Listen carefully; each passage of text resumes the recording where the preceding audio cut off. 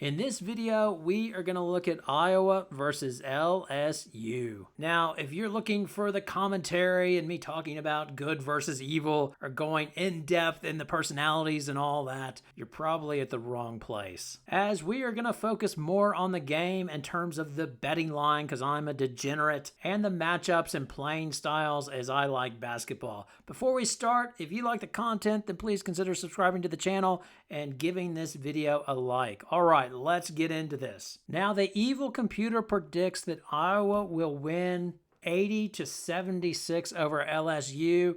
And for once, I do agree with the evil computer in the sense that this game will be close. Unless something unexpected happens, like maybe Jasmine Carson going 5 for 6 on three-pointers for 22 points when she normally averaged 9 points a game. Vegas seems to be in agreement that it will be close to, as the current line has Iowa favored by 1.5 to 2, depending on where you go.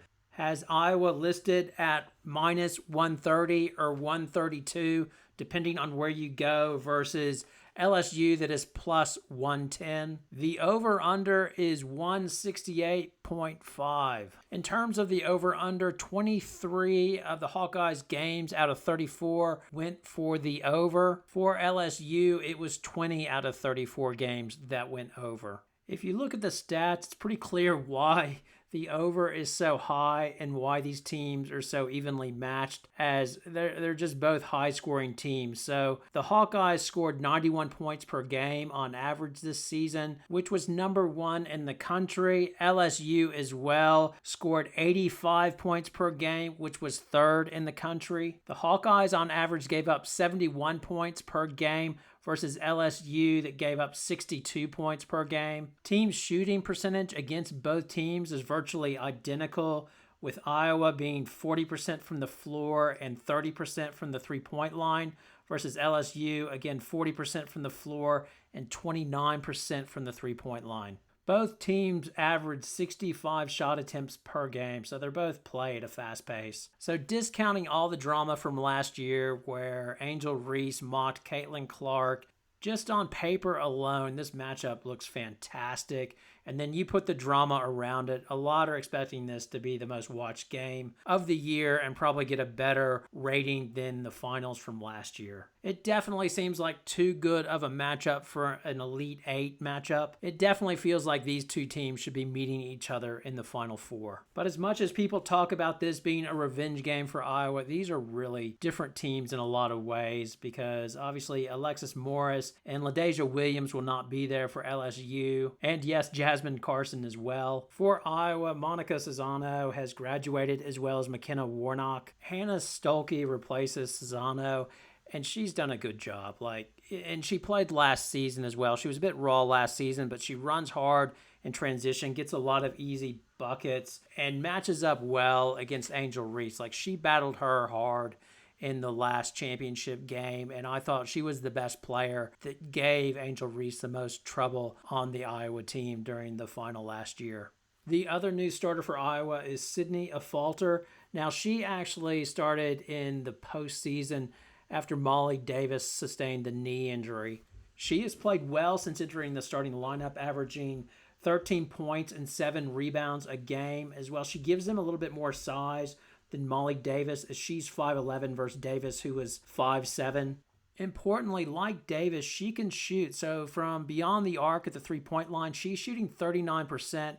And essentially that's where Iowa gets you, is they can all shoot, except for Hannah Stuelke, who runs the floor well. So they've got all these littles around Caitlin Clark that obviously takes gravity. Everybody doubles on her, and then she tosses it. She has options to go to Afalter, who shoots 39%, or Marshall, who shoots 36%, or Kate Martin as well, that's shooting 38% from 3. So this is just a real tough team to defend if they are on their game, and that's why LSU is going to need to be locked in on defense. I imagine they'll switch a lot, and at times throw different looks at Caitlin Clark. They'll probably bring doubles every once in a while or try to ice the picks with Angel Reese, but she's clever and she'll figure that out. But if Iowa is shooting well, they are a tough team, have no doubt. It's ironic that the Hawkeyes played Colorado to make it to this game, as I think that's LSU's big fear, is this turning into that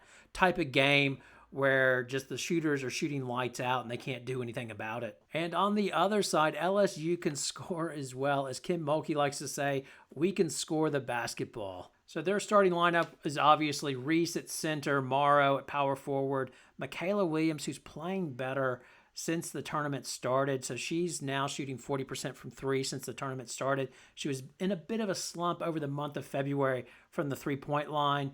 Then you have Falaje Johnson and Haley Van Lith. Johnson has been LSU's most consistent player since the tournament has started, going for 19 points, 6.3 rebounds, and is shooting 60% from the floor. She has just been money in high pressure situations. Again, she came through against UCLA. They've been doing a little bit of pick and roll with her. Her mid-range game is so much better now, but as well, she can get to the basket. She just has developed her game so well from freshman to sophomore year, and you can see the work that she's put in on both sides of the floor because she can defend now as well. Anissa Morrow and Angel Reese just terrorize teams on the boards, and this is obviously an area of concern for Iowa, as last year they got bludgeoned on the boards 37-26.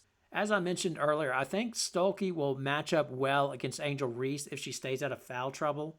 But Anissa Morrow could be a really big problem for them. I imagine they'll put Kate Martin on her or maybe Sydney Falter. I'm not sure, but it will. That is a tough matchup for Iowa. In terms of Haley Van Lith, she got the winning charge in the last game to put the game away against UCLA, but I wonder in this game if it's going to be Poa that gets the majority of the playing time. And the reason I say that is just because I can't see you taking Johnson or Williams off the court. They are just too good. But if you look at the previous final, Poa was really good on Caitlin Clark, got her to draw a few charges. And I suspect in big moments, they're going to want Poa on the floor for her defense. I'm not saying Haley Van Lith won't get time. She will, but in those crunch moments where they need a stop, then I think it'll be Poa on the floor with Williams and Johnson, Morrow, and Reese. Now, my big hope for this game is the officials aren't a big deal in the game, as I don't want to hear it. If LSU gets a bad whistle, they're going to say conspiracy theory, the NCAA didn't want us back in the tournament, and Iowa's going to complain as well and saying that's 2 times in a row. So I hope it's not that. My hope is that this will be like an 80s, late 70s San Diego Chargers football game where it was almost like the last team that had the ball, whoever played the Chargers was going to win, basically. And I think it might be that because I think both these teams are going to struggle to stop the other one, and in theory, it should just go back and forth and be a high-scoring game, hence why the over is 168.5 versus the UConn-USC game, which is 135.5. Anyway, enjoy the game. I hope it lives up to the hype. Have a great night.